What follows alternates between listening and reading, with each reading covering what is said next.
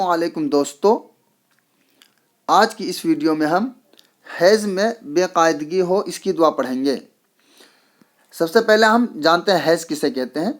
Has कहते हैं वो खून जो औरतों को महीने में आता है, यानी जिसे हम पीरियड के नाम से भी जानते हैं। ये खून किसी औरत को 3 दिन आता है, किसी को 5 दिन और किसी को 7 दिन, इस तरह से इसकी टाइमिंग होती है। और इसकी टाइमिंग भी फिक्स होती है महीने में आमतौर पर।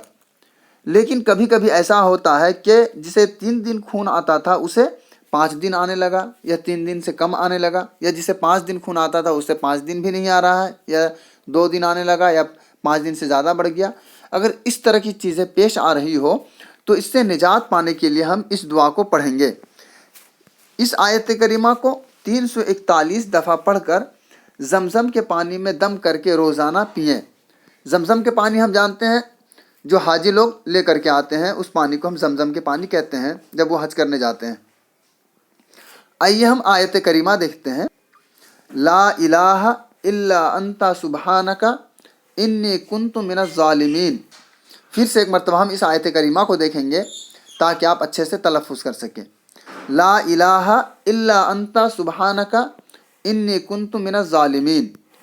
यह आयत करीमा सूरह अंबिया की है। सूरह अंबिया 17वें पारा में है, आयत नंबर 87।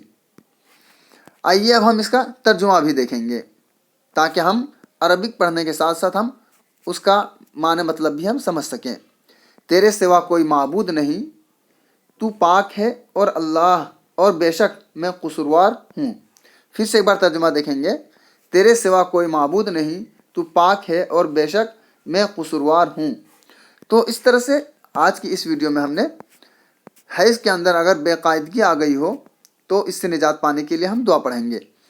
तो इसके साथ साथ हम इस चैनल के अंदर अरबिक भी सिखाते हैं, यानी अरबिक कैसे आपको बोलना है, कैसे लिखना है, कैसे पढ़ना है, ये सारी चीज़ें बताई जाती है।